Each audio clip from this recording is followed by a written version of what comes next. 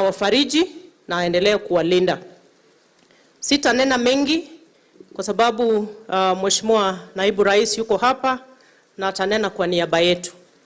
Lakini watu wa Bomet na wa Kenya kwa jumla ni kuwahakikishia ya kwamba Rais wetu William Ruto pamoja na Deputy President Rigathi wameshikilia usukani wa nchi vilivyo.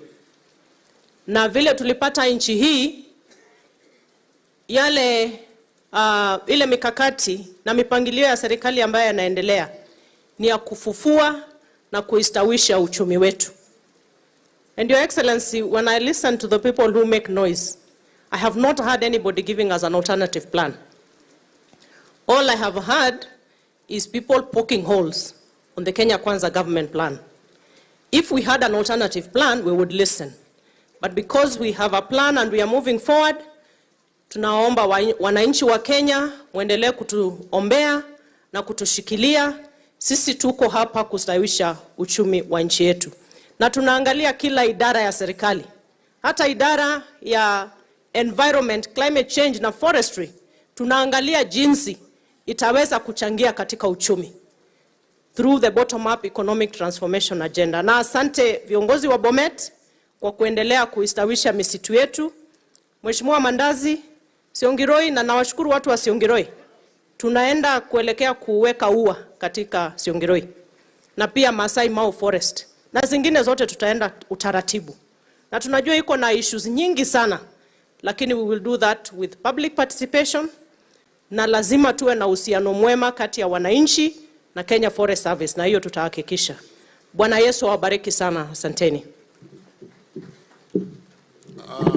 Florence akikuja, munikubalie with humility, Your Excellency, to acknowledge the presence of Central Bank Deputy Governor Dr. Susan Koech. You can wave pole. Susan Koech alifika hapa jana, amelala kwa hii boma. Susan kokicham gemi tugul olikikibonga ni ngale yemenjo kichepyosa nikimiota ninegen kiguren chebomuren. Kongoi mising Susan. Thank you so much. Karibu.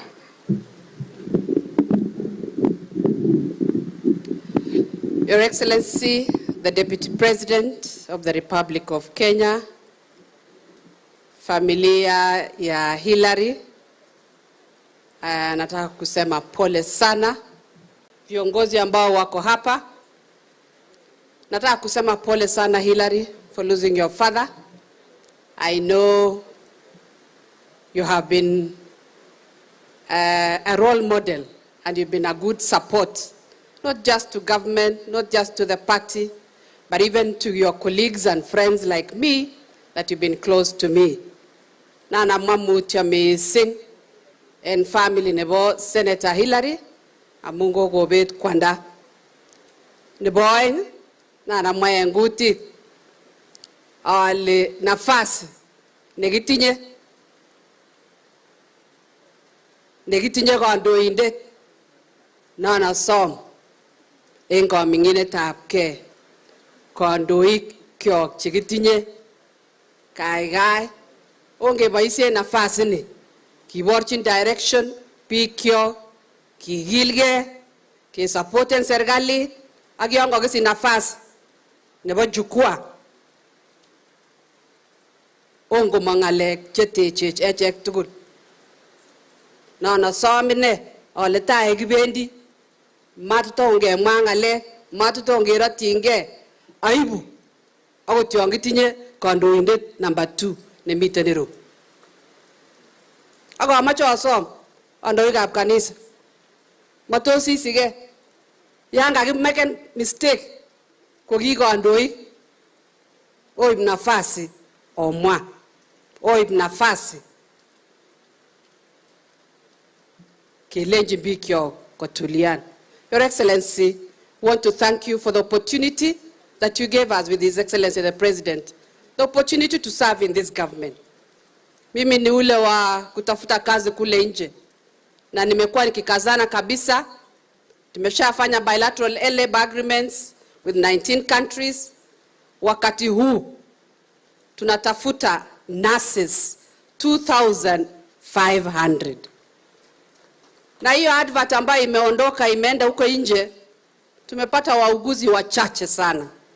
Nataka kuwaomba na niombe kwamba kama tuko na students ambao waligraduate kwa Kenya Medical School, Training School, ama nurses that have a degree in nursing, this is an opportunity. Na hizo nafasi ambao zimetokezea saa hii, a nurse with no experience wanalipa 150,000, 150,000. If you have some experience, then you can even earn more than that 150. So I just want to say I'm here to support the government of the day and to ensure that we work for Kenyans for the work that we've been given. Nataka kusema asante na nitamwalika mwenzangu Mheshimiwa Waziri Kipchumba Murkomen. Karibu.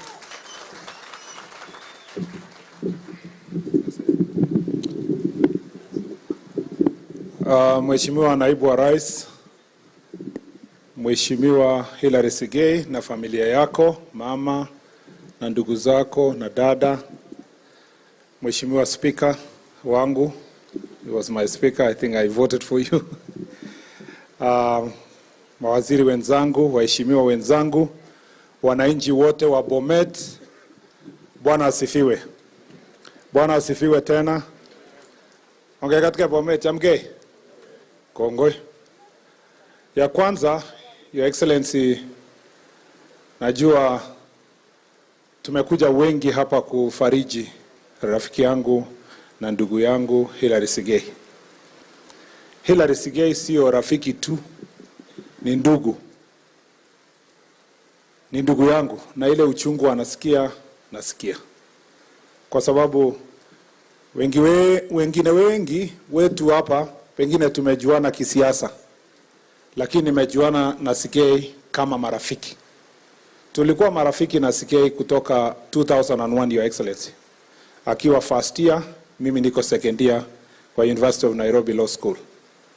Na wakati huo alifika tu hiyo class ya Sigei, niko na heshima sana kina Sifuna, Sigei na hiyo timu yake. Sifuna pia senator alikuwa kwa hiyo class. Walifika kama tunaomba kura. Na mimi nilikuwa nimesimama nichakuliwe kama mwenyekiti ya mawakili wote. Ilikuwa Law Students Society. Mimi sasa nikikampaign, Sigei ndiye alikuwa ananiendea chini chini. Ni mtu anajua kuunganisha waya chini chini. Hiyo class walifanya nikachakuliwa nikuwe chairman ya KLSS for the first time, a second year in the history of University of Nairobi. Kwa sababu huyu Sigei nikajua, huyu mtu ni mtu ya style. Na hata siku hiyo nikiomba kura kama ingekuwa ni ukabila singepata, because tulikuwa Kalenjin students 12 hivi. Wale wengine wote walikuwa Kenya mzima. Lakini because of his ability, he's a nationalist, he has friends, tukajuana kutoka hapo. Huyu Sigei, Your Excellency, tulipomaliza shule, tulianza biashara pamoja. Mimi kwanza nilianza na Mheshimiwa Korir Sing'oei. Alianza kwanza, alafu tukakutana pamoja. Tukaanza law firm inaitwa Sigei'S and Murkomen. Alafu sasa 2012 hapo, rais akanichukua, akaniweka kwa chama, nikaingia huko, nikatafuta Sigei'S, nikamwambia kuja pia. Akakuja kuwa yeye ndiye ana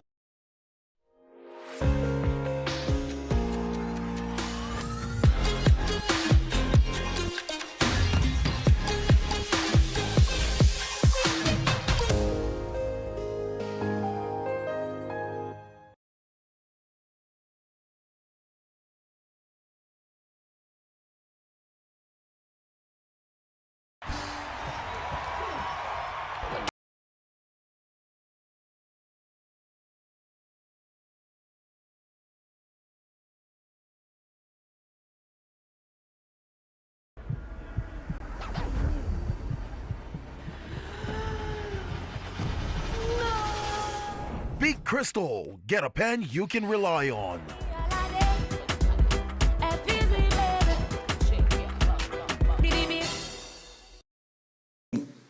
Sigei is a very honest man. A very committed, honest person. Na yeye akaendelea kutoka hapo. Tulipoendelea na siasa, Sasa ile shida tulipata kwa Jubilee, kwanza nilimweka kwa Jubilee Disciplinary Committee. Hata siku moja alikuwa anasimamia kesi ya Sigei'S.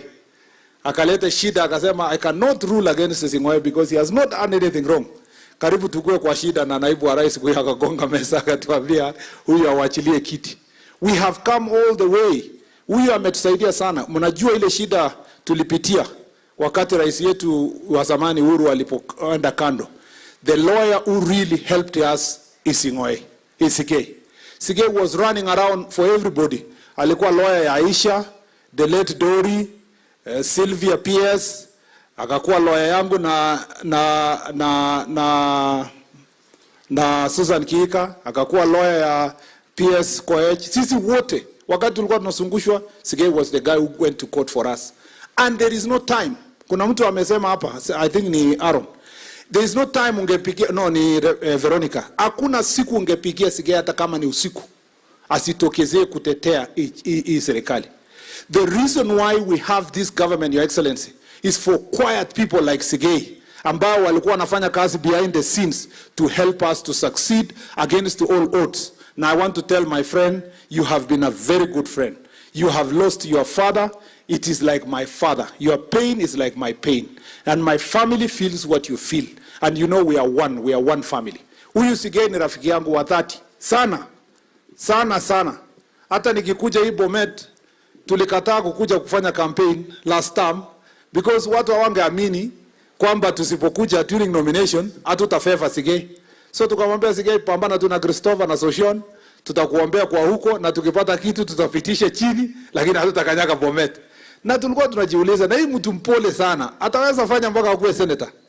But he did so well. And I want to say kwa watu wa Bomet, mlipata kiongozi shupavu, mtu mpenda Mungu, mpenda watu na mtu mpenda kazi. Vile wanasema kazi ilipata mtu, ni Sigei'S alipata kazi ambayo ilifaa. Na kitu nyingine about Sigei'S, wakati tukikampaign, tulikuwa na kina Barchok, kupanga namna hiyo.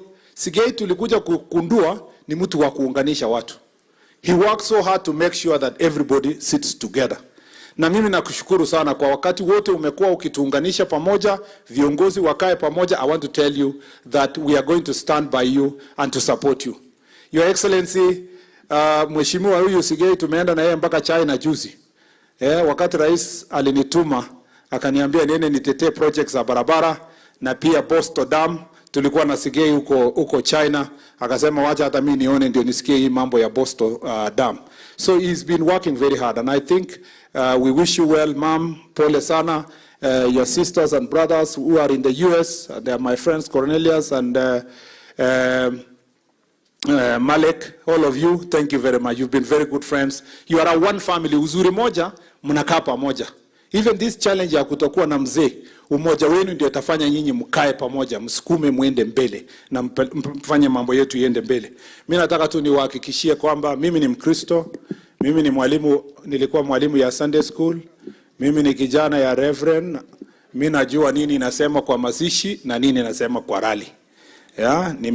Unajua nimepita hapo. Unajua na mimi nataka kuwa encourage na ile wimbo yenye iko tienwagi chegilo asune Jehova.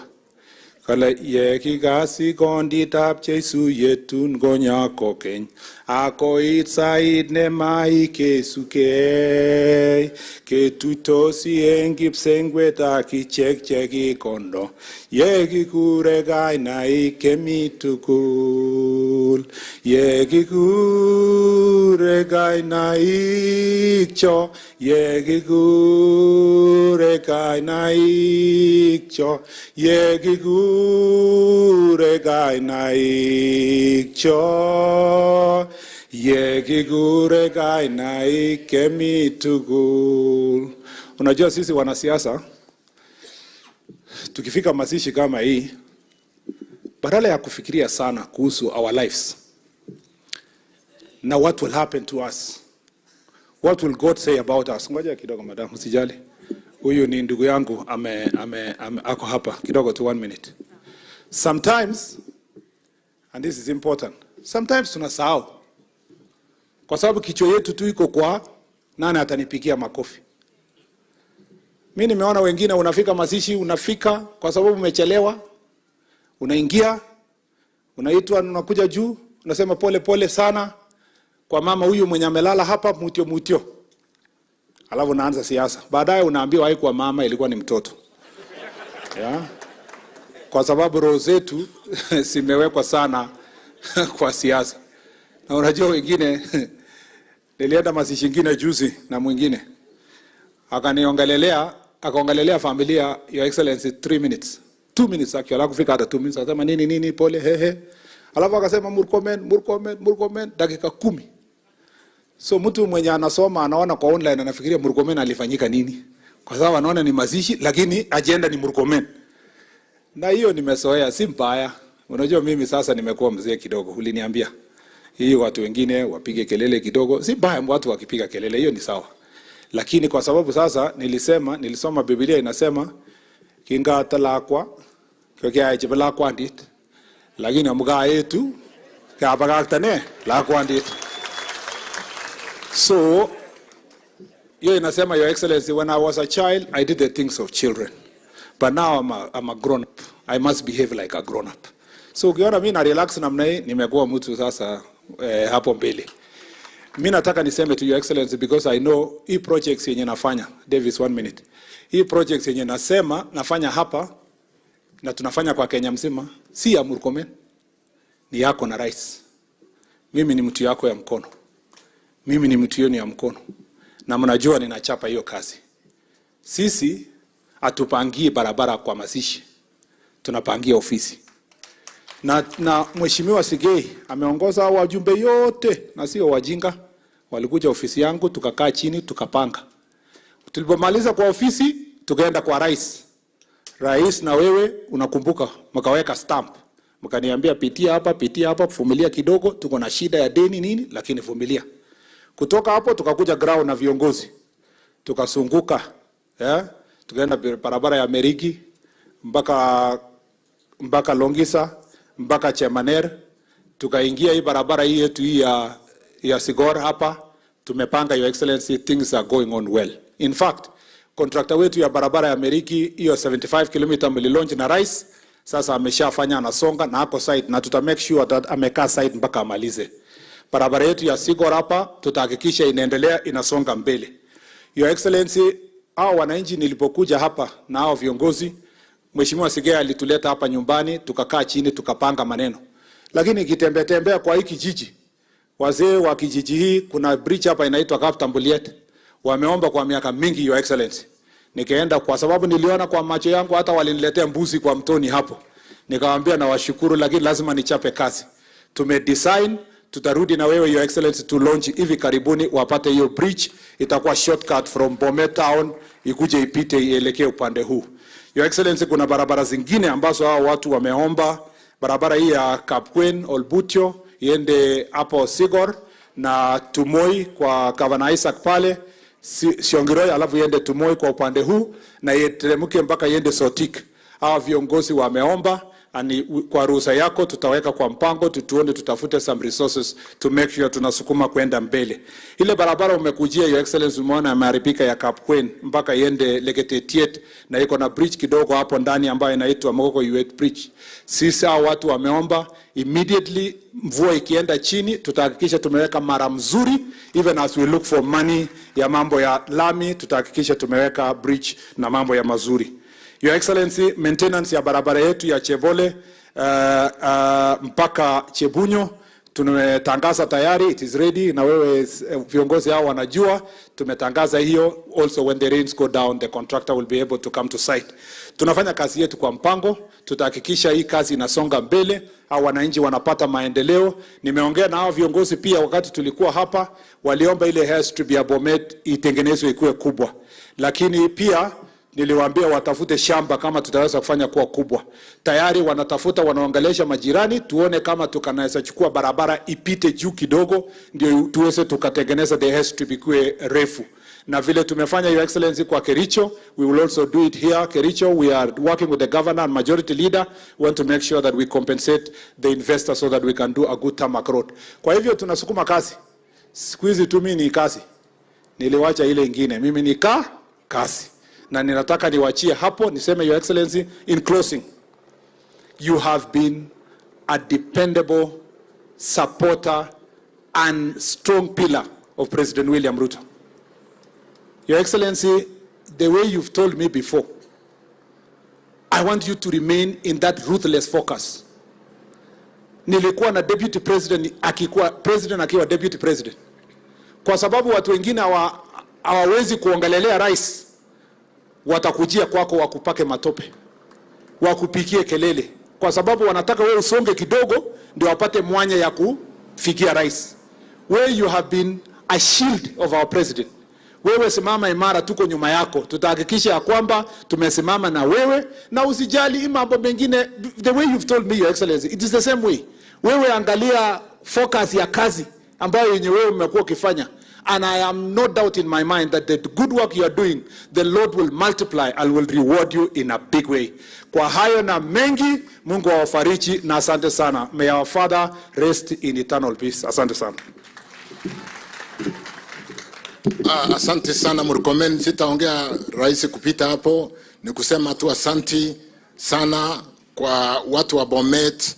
As the minister from this region, Your Excellency, allow me to, I know it has been mentioned that you had given us a date to come to Bomet. It was postponed when the president sent you out of the country, and I don't know whether the governor is aware that we had a meeting in Nairobi with all the leadership of Bomet, and we have got a date this month. Sasa tukimaliza hii maneno, we'll just confirm the date, and then we can come and run the Bomet programs. Maneno ya Shongiroi through Waziri Tuya, I wrote to Soipan to allow me to adopt Shongiroi Forest, and Kenjen will be working through the Ministry of Natural Resources to work in Shongiroi Forest. Na pengine nipeane ushuhuda tu kwa sababu vile Murkomen ameongea, I now understand, and I told this to the family when I came here on Saturday. Murkomen, Your Excellency, aliniambia kwa Sigei hatutafanya harambee. Yeye, mimi na watu wachache tutashikilia familia wajisikie kwamba wako na marafiki. Now I understand why you put quite a bit of the burden on me to support your brotherhood with Sigei. And we're able to do that, Your Excellency, to make sure that the family does not need. Thank you very much, people of Bomet, Asanteni Church, for the support. Poleni sana, Eunice and the entire family. Na pia condolence from my family, and on behalf of the people of Bomet, tunasema asante. Thank you. Over to you, Barjoko. So asanteni sana mawaziri kwa sababu mmeongea vizuri, na asanteni sana watu wa Bomet kwa heshima. Kitu negimoche ko kasit matindo ngal bichu. So matinye ngalene kasit kitu nemoche agorire kegirire sait age ko kasit amujile bichu. Nibuch magitindo ngal karibuni kila akila. Now we have our deputy governor kwa sababu ya masaa pengine tuataweva seme pole. Mheshimiwa Shatwa Grotich. We have deputy governor from Narok, Mheshimiwa Koech, amesema pole. First governor wa Bomet, Mheshimiwa Isaac Ruto, pia ametuma pole zake. He was here yesterday, na leo alikuwa na kazi na angeweza kuwa na sisi, lakini ametuma pole zake. Ya mwisho, Your Excellency, I know just before uite hao viongozi wa Bomet kuongea na hawa, nilikuwa nimekuja kwa ofisi yako na tukaongea na tukasikizana ya kwamba the second week, it was supposed to be starting this 15th, utatutembelea Bomet kuangalia mambo ya maendeleo ile tumeweza kufanya kama county na national government. Lakini kwa sababu ya hii shida tumepata, pengine tutapangia tena tuone ni tarehe gani utakuja huku kututembelea, wasalimie watu wa Bomet na uone mambo ya maendeleo. Ya mwisho, Your Excellency, that's like my brother has indicated, mambo ya hospitali, especially the major referral hospital imekuwa shida hapa kwetu South Rift. We are almost completing our mother and child hospital. Na Longisa Referral Hospital is one among the 10 cancer centers that we have in this country. And in the next 1 year, Your Excellency, we want to have a fully fledged oncology department. At the moment, tunafanya mambo ya chemotherapy, 300 cases, sessions every month. So we want to strengthen, na tulikuwa tumeongea na national government through your office, and the office of the president has pledged to support us. Na tunashukuru, Your Excellency. So very soon, tutawaita, tufungulie hospitali yetu, an expansion of the oncology unit, because cancer cases South Rift imekuwa mingi. Otherwise, asanteni sana watu wa Bomet, na viongozi wote tushikane mikono na tuheshimiane, so that kazi iende kwenda mbele. Otherwise, hatuna shida na kila moja wetu. Mawaziri, you're always welcome, but mtuambie mkikuja. Otherwise, thank you so much. God bless. I want to welcome our speaker, akuje anene aseme pole zake na akaribishe our deputy president. Karibu.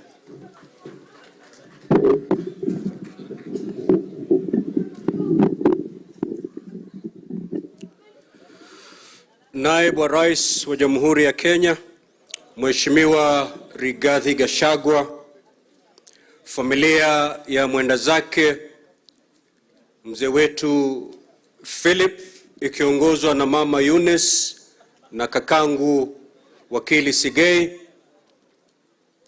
clergy, viongozi wenzangu, marafiki, majirani na waombolezaji wenzangu. Bwana asifiwe. Kwa sababu ya wakati, Naibu wa Rais, utaniwia radhi, I will restrict myself to just delivering the condolences to the family and nothing more. Wewe unajua mimi hucharaza mambo, lakini kwa sababu ya wakati leo nitazungumza kupeana rambirambi zangu kwa niaba ya Senate. Familia, nimekuja hapa kama rafiki wa wakili Sigei'S. Yeye ni wakili mwenzangu. Pili, nimekuja hapa kama kinara wa bunge la Senate kupeana risala za rambirambi zetu kwa mmoja wetu ambaye amepoteza babake.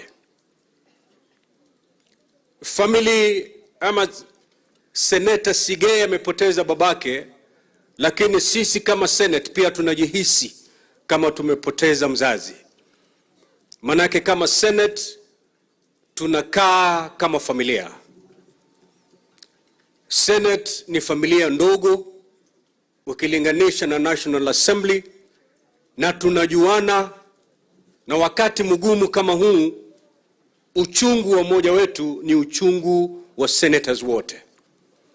Japo tumekuja wachache, lakini tunataka niwahakikishie familia ya kwamba senators wote wako na huzuni, wanakuombea kwamba wingu hili la majonzi japo zito Mwenyezi Mungu alifanye jepesi na akuepushe, ili angalau muregelee maisha ya kawaida. Kifo ni kifo, lakini kifo cha mzazi kina uchungu mwingi, na bila shaka ule uchungu unaosikia ni mzito mno. Lakini tumekuja hapa kukupatia bega la kuegemea wakati huu mgumu. We will pray with you, we will pray for you, we will lift your family in prayers so that God can comfort you. Naibu Rais, kama nilivyotangulia kusema kwamba sitaki kuzungumza mengi nje ya kupeana rambirambi zetu kwa familia ya mwenda zake, ila tukukwambia hivi kwamba as the seven institutions, the Senate is a responsible Senate. It is a responsible government institution. The government is alive. The Senate of the Republic of Kenya is alive to the fact that our youth want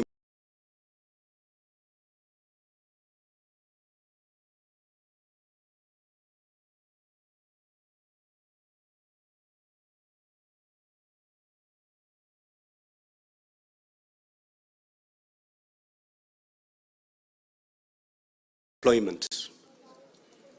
The Senate of the Republic of Kenya is alive to the fact that many of our Kenyans are dying because of diseases and they cannot access medical care. The Senate of the Republic of Kenya is fully aware of all that. And that's why, unlike other irresponsible government institutions, the Senate will not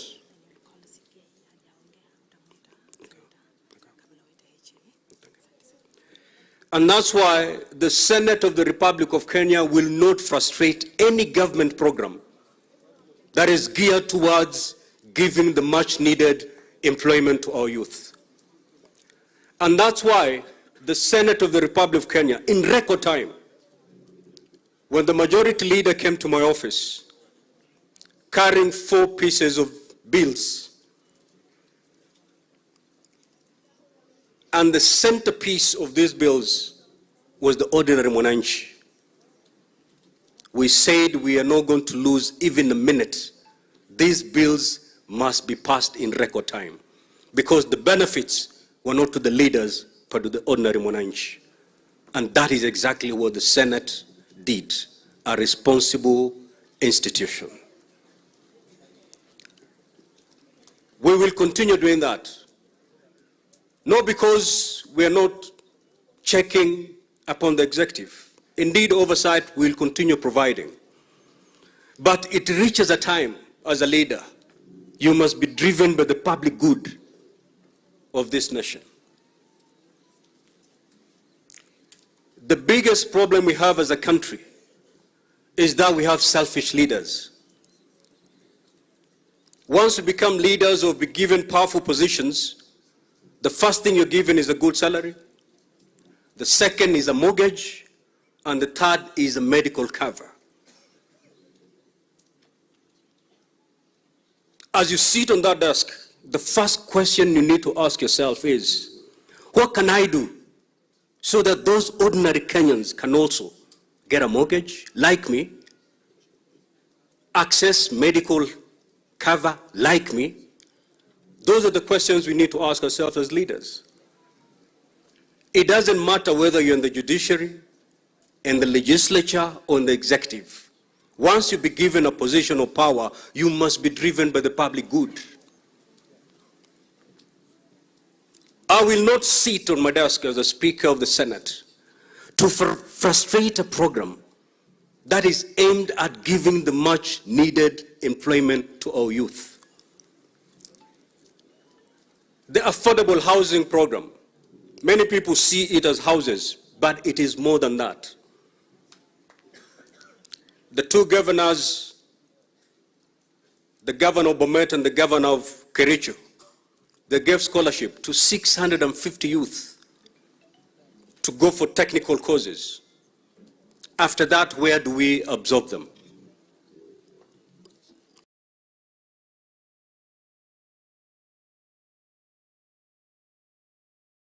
Program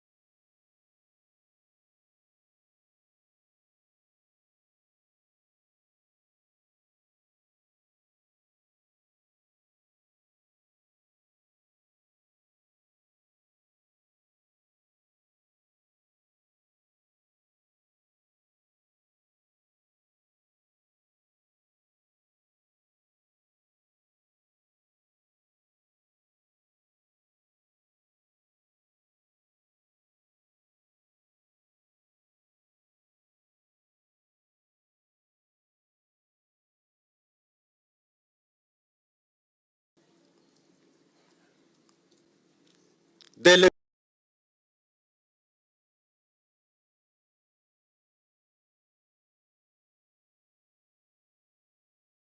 frustrating this. In his pocket, he has an insurance cover card. But the ordinary Kenyan, yule Mkenya wa kawaida, ambaye ana cancer, ana ugonjwa ambao today the only person who can afford medical care are your leaders. The rest of you, you cannot. So as leaders, wherever we sit, either judges, MPs, or in the executive, we must be driven by the public good. If any other interest overrides the public good, then you're not worthy sitting in that office. Quite a number of our leaders here have spoken about the judiciary. In that judiciary, we have very brilliant people, people who mean well for this country. Lakini kama Waswahili wanavyosema, samaki mmoja akioza, bahari mzima inafanya nini? As we go for the judiciary, let's not throw the baby with the bathwater. Let us weed out that which is not working. Because I know in that judiciary, we have people who mind Kenyans. Those are the ones who are supposed to drive the judiciary. With these few remarks, allow me to call my brother, Senator Hilary Sigei'S, to speak to us, and thereafter I'll come back to welcome His Excellency the Deputy President to speak to us. Karibu, karibu. Thank you very much, Right Honorable Speaker Amazon Kingi. Your Excellency, the Deputy President of the Republic of Kenya, Excellency Governors who are present, my colleagues, Senators, CSS who've come to condole with us today, Honorable Members of Parliament, Members of County Assembly, the clergy, na wanakijiji kwetu. Nataka kuomba niwasalimie. Bwana Yesu asifiwe. Bwana Yesu asifiwe tena. Your Excellency, the Deputy President, my colleagues have talked here. My friends have also talked. There are certain attributes they have mentioned about me. And allow me, sir, to say the attributes that they have talked of me. They belong to my dad, who is lying motionless there, and my lovely mother, who is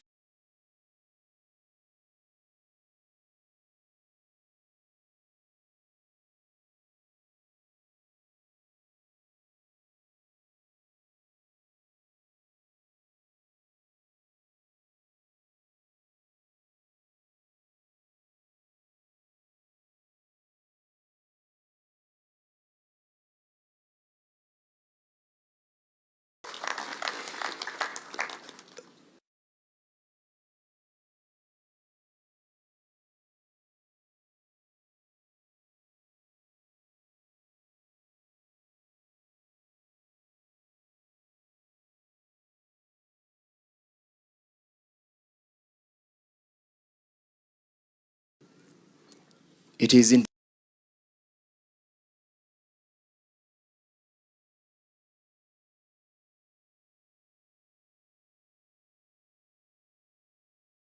who is lying motionless here today. And we say to rest in peace. My mother, and she's all that we have as a family in terms of having gone to school and appreciate hard work. Ni ule mama pia, Your Excellency, amekaa na mimi pale. Na nakushukuru mama.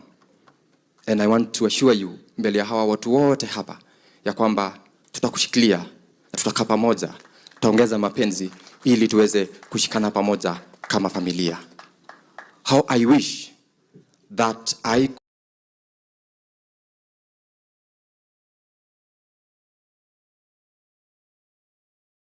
nimepewa nafasi kama kiongozi mmoja hapa Bomet. La pili, Your Excellency, today we are mourning as a family. I'm mourning as someone who's lost his dad.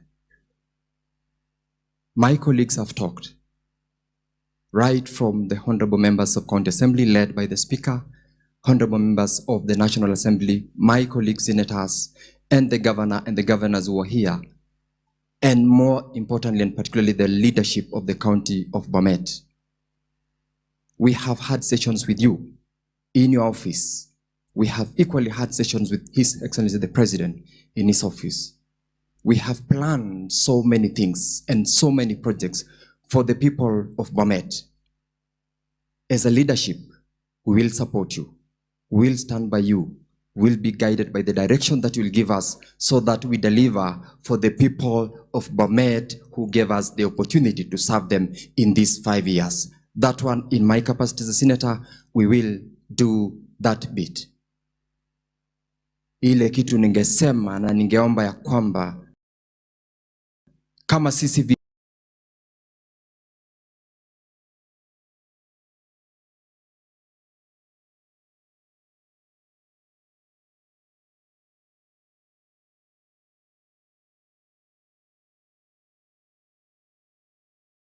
kutoka hapa chini, let us work in collaboration with the leadership of the national government. Tushikane mkono kama viongozi hapa chini mpaka pale juu, kwa sababu pale juu ndio pesa yote ya serikali ipo. Hapo katikati kuna zenye zina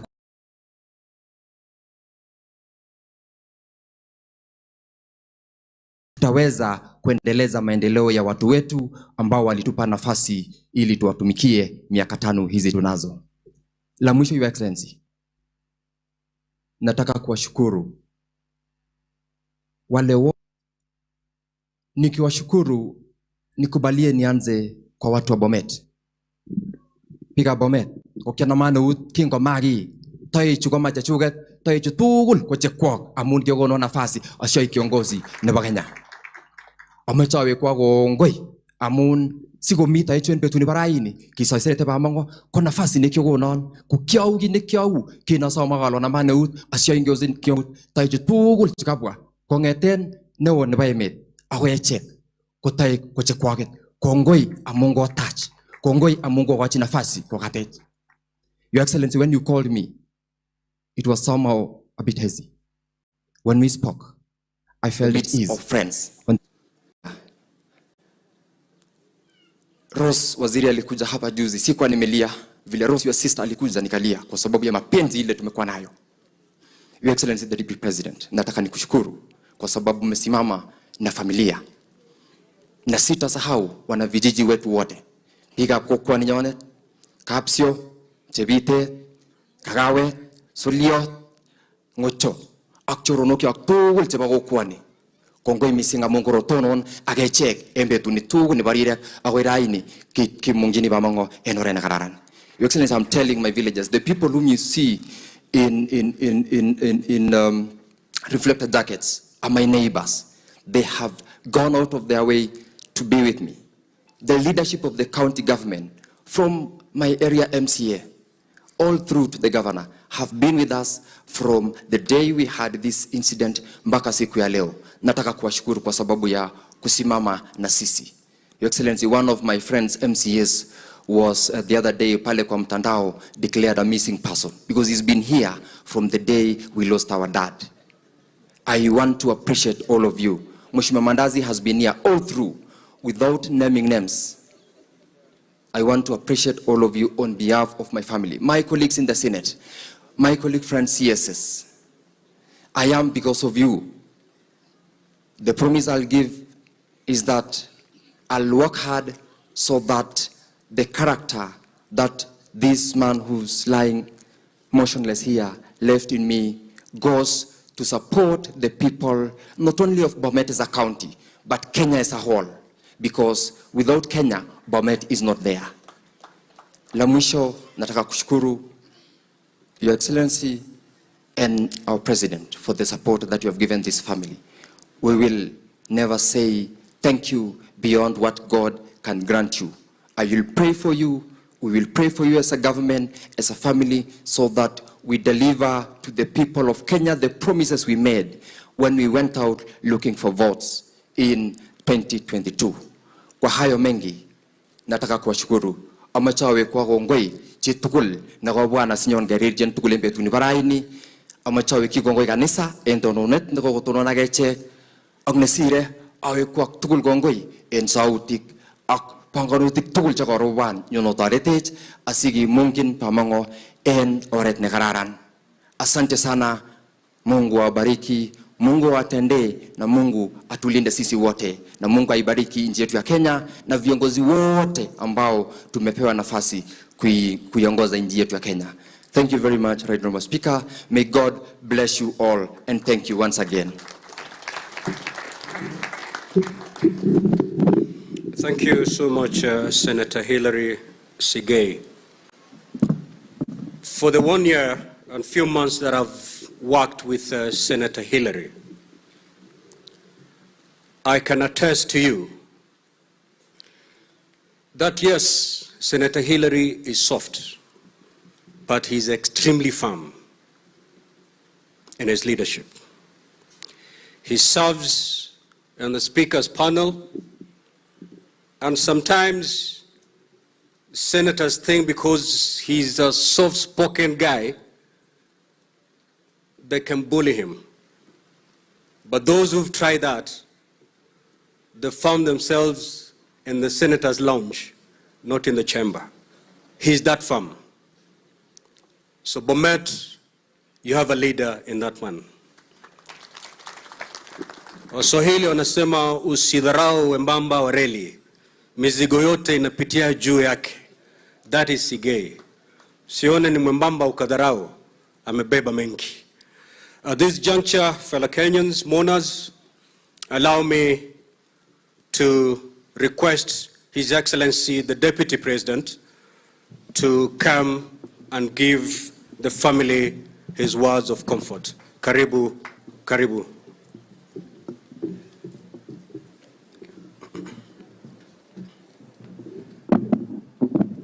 Thank you. Tafadhali tuketi. Familia ya marehemu Mzee Philip Sigei's Langat, akiwemo senator wetu wa hapa Bomet, kanisa, waheshimiwa mawaziri, waheshimiwa maseneta, waheshimiwa wabunge, waheshimiwa MCAs, majirani, marafiki na familia na wale wote wamefika. God is good and all the time. Nisalimieni kwa hewa. Bwana Yesu asifiwe. Bwana Yesu asifiwe tena. Asante sana. Nimefika hapa, nimetumwa na kiongozi wetu, Rais wa Jamhuri ya Kenya, Daktari William Samoei Ruto, kumwakilisha katika hafla hii na kuja kuleta rabirabi zake kwa familia ya huyu mzee wetu ambaye amepumzika. Rais alitaka kufika, lakini shughuli za kikazi zimemzidia. Hata naomba msamaha, tumechelewa. Tulikuwa katika mkutano wa baraza la mawaziri kutoka asubuhi mpaka karibu saa 7 kwa mikakati ya kupanga kazi ya serikali, na rais akanituma na pole zake na akaniambia nifike hapa na nitasoma risala yake kwa familia. Pia mimi kwa niaba yangu na familia yangu nataka niseme pole kwa hii familia. Tumesoma historia huyu mzee na tumevutiwa sana na vile alisomesha watoto wake, ile kazi amefanya kwa KCC kama mfanyabiashara, kama Mkristo wa mstari ya mbele, na kazi yake tunaiona kwa huyu senator wetu. Kwa hivyo familia, nataka niseme pole. Tunaombea nyinyi Mwenyezi Mungu amfariji, ampatie nguvu ya kukubali. Sio kitu rahisi kuachwa na mzee mwenye boma, lakini Mwenyezi Mungu atakuwa nanyi. Na nataka nishukuru wale wote ambaye walipata nafasi ya kufika hapa kusaidiana na familia hii.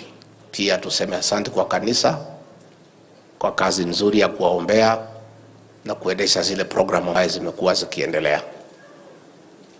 Kwa hivyo, Senator and your family, please take heart. The President has sent his most sincere condolences. For God to grant you fortitude and give you peace and strength to bear the loss. Tunaomba watoto wa huyu mzee washikilie hili boma, ndio wadumishe heshima ya huyu mzee, na sana sana kumchunga mama na kukaa karibu na yeye na kupata nafasi ya kumtembelea kila wakati. Juu ya hayo niseme, kwa sababu nimefika hapa, watu wa Bomet, nyinyi ni watu wetu. You are our people. Na rais na mimi tuko na shukrani mingi sana kwa vile mlituombea, alafu mkatupatia kura 100% tukapata nafasi ya uongozi. Ningetaka nichukue nafasi hii niseme asante. Hasa mimi nataka niseme asante kwa watu ya Bomet. Mnajua mimi nilikuwa kwa kona mbaya sana. Nilikuwa nimesukumwa zaidi. Kura yenu ndio iliniokoa. Wale jamaa walikuwa wamepanga kunifunga jela. Mwaka 50 nikufia huko. Nyinyi mkaniokoa, nataka niseme asante. Na watu ya Bomet, rais na mimi hapana wajinga. We are not fools. Sisi ni watu tumechanuka. Mnafikiria mnaweza kutupatia hizo kura zote, mtupatie nafasi ya uongozi, alafu sisi tucheze na mambo yenu? Hatuwezi cheza na mambo yenu. Bila tutafanya ni kunyamaza. Sababu tukiongea sana hii watu ya ma-TV wanatufuata kila pahali, wanatuanika. Mambo yenu tumepanga, na tumepanga vizuri. Tumepanga vizuri. Hatutaki kuanika sana. Unajua hii Kenya vile inakaa saa hii, keki ni kidogo na inatakana na kila mtu. Sasa ukitangaza ile kipande naenda pande hii, pande ile imekosekana, kelele naanza. Kwanza mimi, unajua mimi msimamo yangu, si mnajua yangu msimamo. Si mnajua? Si mnajua msimamo yangu, keki kikatwa wale wanatakiwa kupata kwanza. Sasa siku hizi nimenyamaza, mimi nakata tu, nimenyamaza. Sababu wananipigia makelele. Hao viongozi walikuja, tuliketi kwa kirefu, governor, MP, senator, tumekubaliana.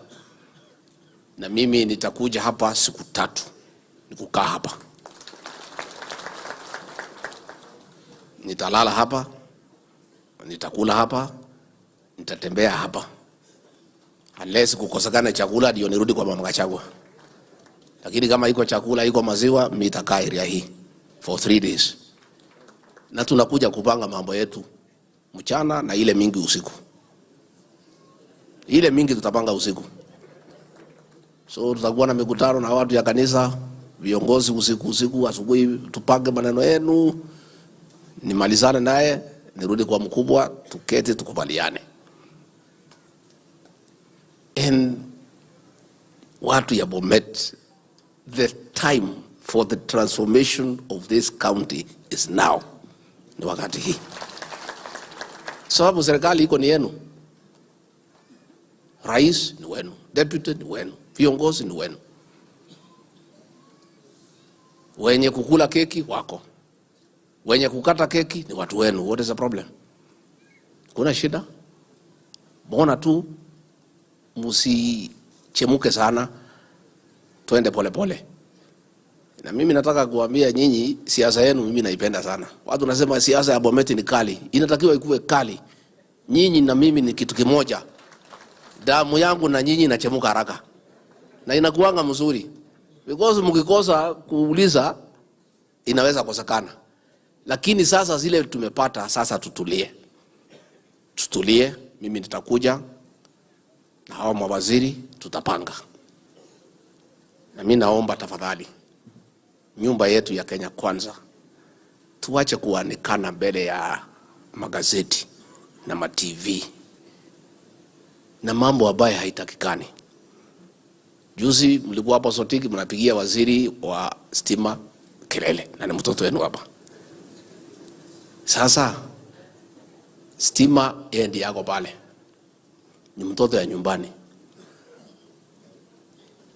si ati hajui ni nini anafanya, lakini akienda kutangaza si atapigwa. Sasa wacha tukuje na yeye hapa tupange, iko 1 billion, tutembee tukubaliane hapo, stima hapo pole. Huyu Kipchumba Murkomen mtoto wenu ndio anasimamia mambo ya barabara, takuja na yeye hapa tupange, and all these things tutapanga pole. Na mjue nyinyi ni watu wetu, so you should not have a worry ya kwamba kuna kitu inaweza haribika. Na mimi nataka kuomba nyinyi watu ya hapa Rift Valley na wale watu ya kule kwetu Mlima Kenya, tuache kupigania makelele mbele ya raia. Wabunge wanapigia mawaziri kelele, mawaziri napigia wabunge. We are one government. Sisi ni watoto wa mzee moja anaitwa William Samoei Ruto. We are one family and a one father. Let us be measured in our relationship, because we are serving the same people and one president. Au mawaziri wameteuliwa na William Ruto, mkiwapigia kelele ati wamefail, ni rais mnapigia kelele kwa sababu ndiye amewateua. When you say they are useless, they are incompetent, you are actually challenging the appointing authority. Let us be careful. Again, ministers also tutakuwa na heshima na hao watu ambao wamechaguliwa na raia, because pia watasukuma maneno kwa niaba ya raia, kwa sababu nao raia inawasukuma. Let us look for a formula of how to stay and stay properly. Na mimi najua mambo itakuwa sawa sawa. Tumekubaliana watu ya Bomet nikuje siku 3. Ya? Ngoja tu rais tumeanza kuzunguka na yeye, akichomoka tu akienda ngapo na mimi nikuja hapa Bomet. Si ndio? Mimi naangalia ile siku anachomoka siku 3, nikimfikisha airport na mimi nakuja pande hii. Tunaketi na nyinyi hapa. Mnataka nikuja tukae na nyinyi hapa? Tutakaa hapa na tutakubaliana mambo mingi. Many things will agree. Sitaki niseme mambo mbele ya hii watu ya makamera. Watatangazia dunia nzima alafu hiyo maneno itakwama. Ama mnataka tutangaze? Basi acha nikuje. Acha nikuje pole na rais tumekubaliana 1 2 3, you will be happy, you will be okay. And I have said again, the president and I are not stupid. Hatungepata hii kazi kama zini wajinga. Kuna kitu tunajua. Mimi sijui sana. Mimi si mwerevu sana, lakini si mjinga. Niko tu hapo 50% hapo nusu. I know something. And one of the things I know is that the Bomet people are my people. That I know. Hiyo ninajua. Na ninajua what needs to happen to your people. So hata hii hapa Chepalungu tunajua tuko na shida ya flooding nini. Murkomen ako hapa, tutaketi tuangalie affirmative action ya hii shida ya barabara iko hapa. All these things will agree, because we are one family and we'll talk as a family. Kuna wale wanajaribu kutupigia makelele, which is okay. Before rais achukue, fertilizer was 7,000. Today fertilizer ni 2,500. Tumefaulu hatujafaulu?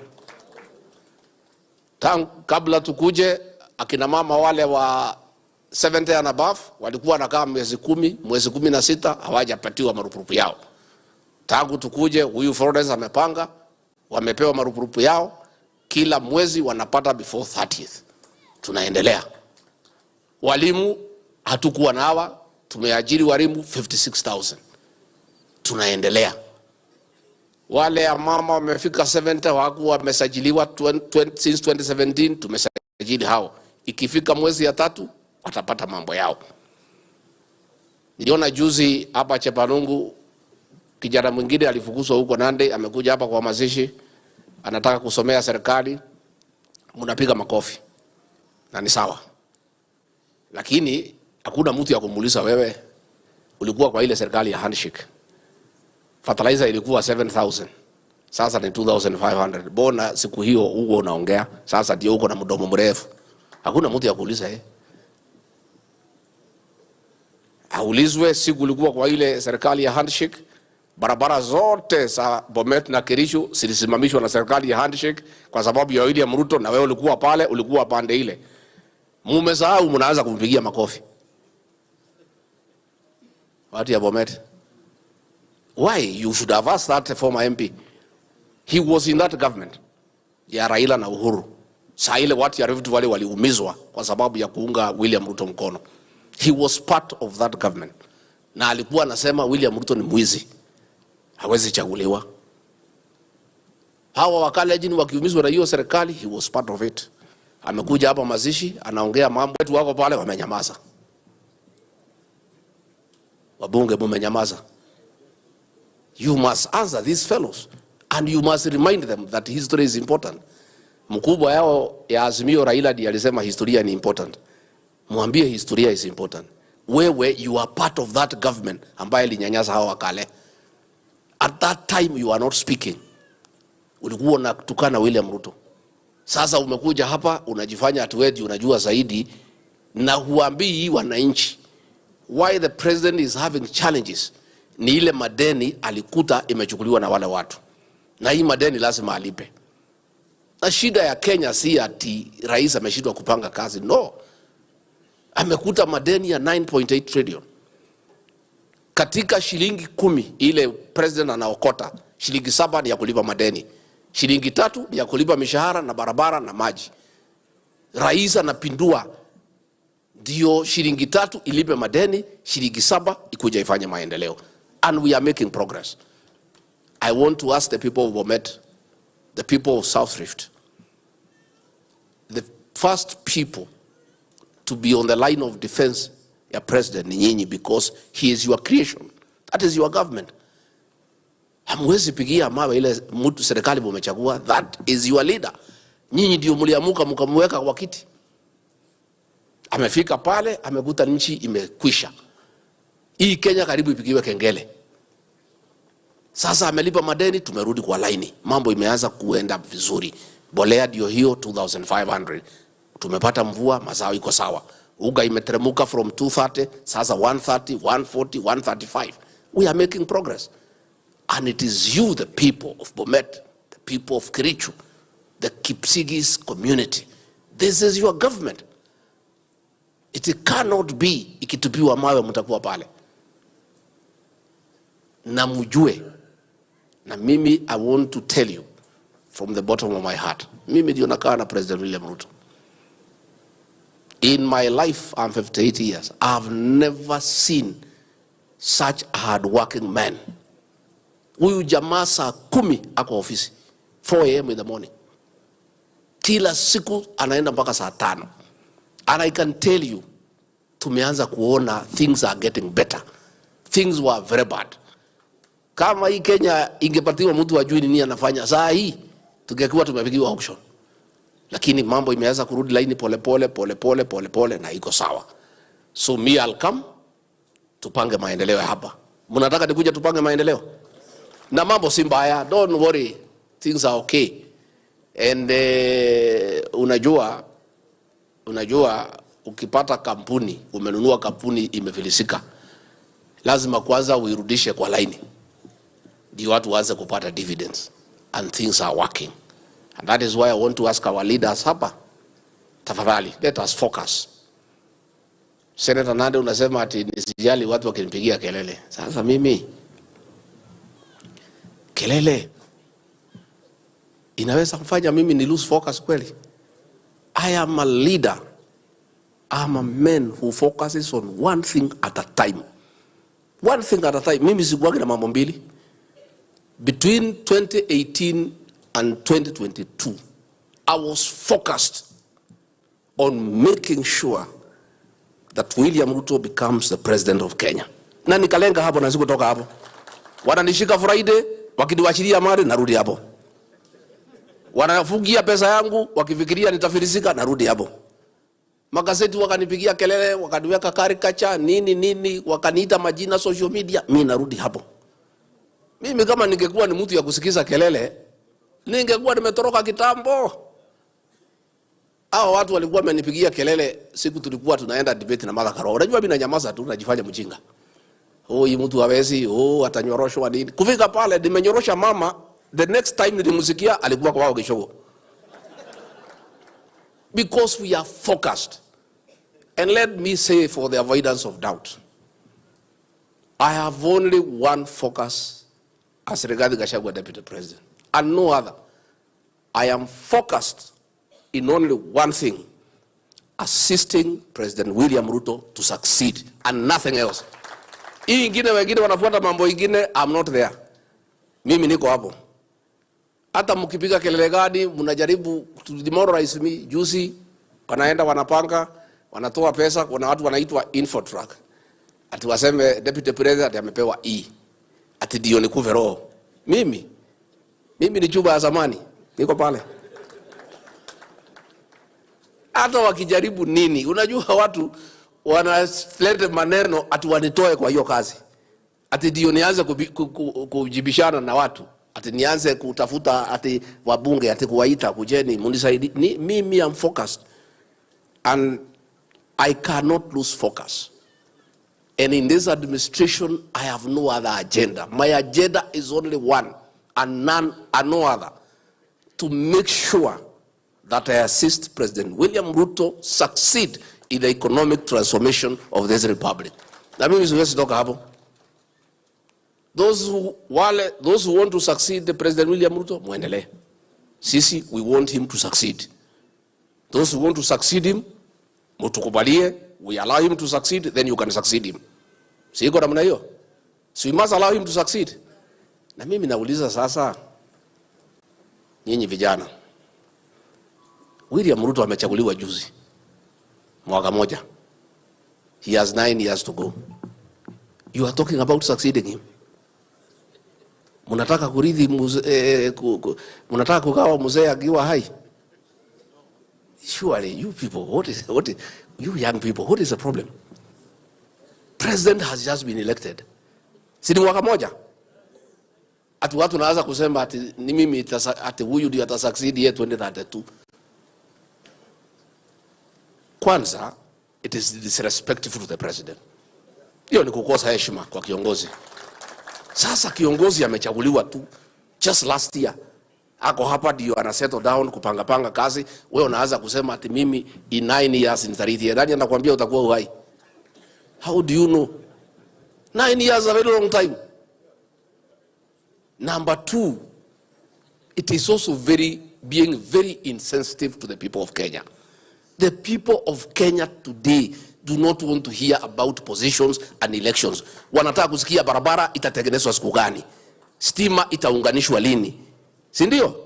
Tutapata maji lini? That is the conversation. I want to ask our leaders, please, especially in Kenya Kwanza, please, let's focus. Tumsaidie president succeed. And if you have ambition and you want to succeed him, which is okay and it is fair and there's no problem, simungoje kwanza achaguliwe tena 2027, then akichachaguliwa mwanze kupanga vile mnaweza rithi ye. But for now, surely, it's being very rude to the people of Kenya. It's being very insensitive to the people of Kenya to talk about succession. Let us talk about service delivery. Hiyo ndio kitu ya maana sahi. Tumekubaliana na watu ya Bomet? Ama nyinyi mnataka watu waongee mambo ya 2032? That is a topic that is should never be anywhere in any discussion. Let us focus, tumsaidie rais afaulu. Mambo ya huko mbele, wale mnataka kupanga mwende mpange huko. But for now, mawaziri na mimi, MPs, let us all focus on assisting the president to succeed, because he must succeed in the transformation of our economy and the transformation of the people of Kenya. Kwa hivyo nyinyi watu ya magazeti, nyinyi muendelee kuandika. Nimeambiwa juu, nafikiri wiki hii editors wenu wamesanywa pahali ati mupange the way you can create a debate to distract us from service delivery. You are wasting your time. Sisi tumelenga pale na hakuna mtu anaweza kutoa hapo. Sisi tutakaa hapo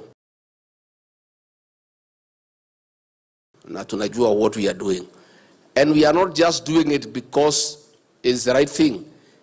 Yes, it's the right thing, but it's also a constitutional duty for me. Niliapa pale Kasarani kumsaidia rais afanye kazi yake. So sisi tutakaa hapo na hiyo ndio kazi ambaye itatusaidia. Kwa hivyo mimi ningetaka niseme watu ya Bomet, asanteni sana.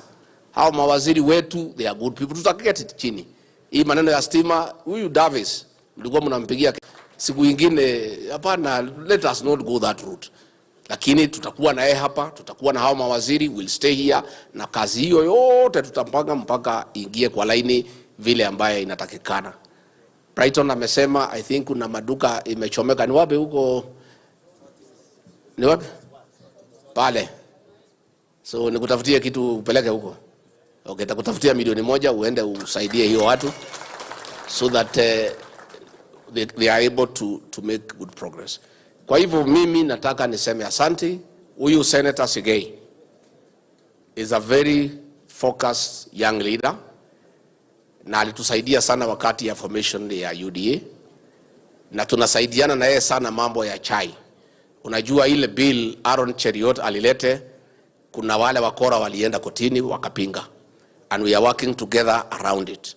And you know, the people of Bomet, the tea reforms we have started, at least mumehoja kitu kidogo, at least bonus imeanza kuimprove. Na bado tunaendelea kukasana. Mambo ya maziwa, huyu mzee amelala hapa alikuwa KCC, mnajua hapo beleni, saa ile serikali haikuwa inashughulika, wakati ya mvua kukiwa na glut, maziwa ilikuwa inateremka mpaka 20 shillings, 25. Saa hii tumeweka pesa ya serikali 900 million, at least maziwa kwa KCC, new KCC is 45 shillings. Na rais ametoa amri from 1st of March itarudi shilingi 50 kwa lita ya maziwa. Na tunataka kuendelea na reforms, na hapo mbele kwa ile mpango tuko nayo, tunataka tusukume hii maziwa from 50 mpaka shilingi 60 kwa lita moja ya maziwa. Na hiyo maneno itaendelea. Mambo ya kahawa tumeendelea and we are making progress. As we speak now, the auction inaendelea vizuri, bei imeanza kuwa sawa sawa. Tumetoa 4 billion shillings ya kupeana cherry advance at 80 shillings. Those reforms have started yielding fruits. Na kwa hivyo as we proceed on, mtaanza kuona mambo ikiendelea kuwa mzuri, na hapo mbele mambo itakuwa sawa. Kwa hivyo watu ya Bomet tumekuja kusema pole. Let me read the condolence message of the president so that we can allow the church to go and rest this great man.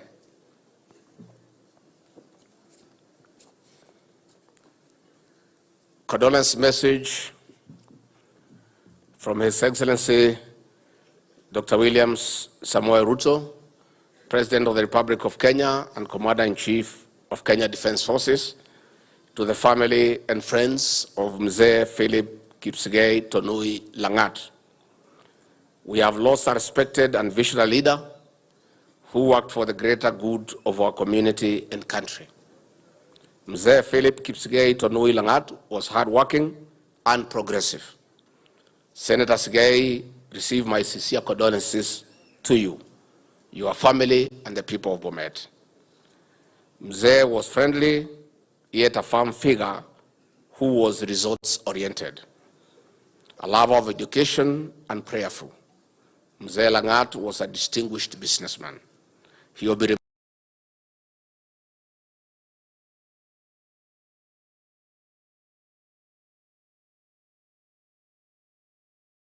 remembered for the fresh ideas that uplifted many people in the community.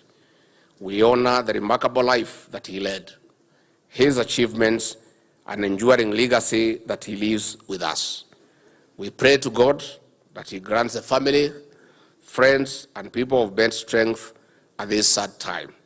May we draw comfort from the word of the Lord in Philippians chapter 4, verse 13.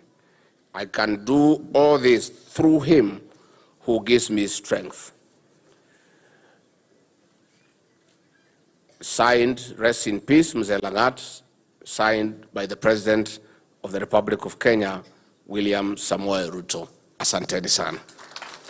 Kwa hivyo mimi nimeshukuru sana.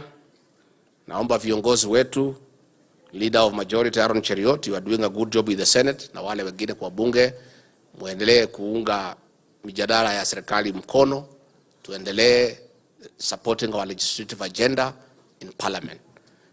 And the few challenges that we have with the judiciary, they will be addressed. Juicy, they challenged the president to provide evidence of corruption in the judiciary. And I have said I will lead by example this coming Thursday. Iko jaji moja, tuko na evidence ya kutosha, tutapeleka pale. Ndio tuanzie na huyo, alafu wengine wafuate. Najua nikifungua hiyo line, najua Wakenya watafuata. So that we also do the right thing. And every of Kenya. Parliament is accountable to wananchi. Judiciary must also be accountable to the people of Kenya. Na lazima wataulizwa maswali. Because hao si Mungu. Where they are falling short, they will be told. And they should not complain. Hata watu ya magazeti, where they fall short, we also tell them. Sisi tukikosea, mtuambie. Na hatulalamiki mkitukosoa. Hata hawa, when they do the wrong things, we'll also tell them. That is a new Kenya. It's a country of accountability. Everybody must be accountable. Hakuna mtu atakaa peke yake kusema ati yeye anajua kila kitu. Hata hawa tutawakosoa. And they must be prepared and they must acclimatize to being held accountable by the people of Kenya through the representatives of the people. Hawa viongozi wamechaguliwa na watauliza maswali. Na kwa hivyo mahakama pia mkifanya ile Wakenya wanaona si sawa, mtaambiwa ndio mrekebishe. Na msilalamike mkiulizwa, mrekebishe. Hata sisi mkituuliza hatulalamiki, pahali tumekosea tutarekebisha. Pahali hatujakosea tutaeleza. Na hiyo itakuwa ni njia nzuri ya kukaa. Kwa hivyo asanteni sana. May God bless you and bless you abundantly. Asante sana.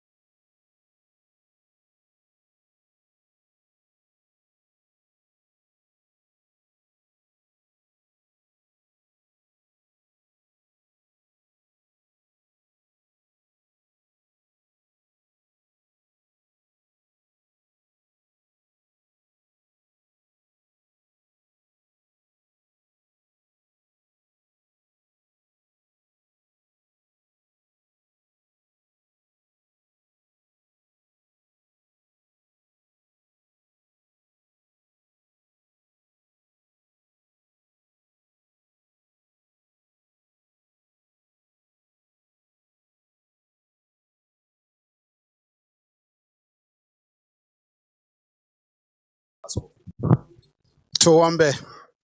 Baba ishe milele, tunakushukuru Yehova kwa kutufikisha mahali tumefika.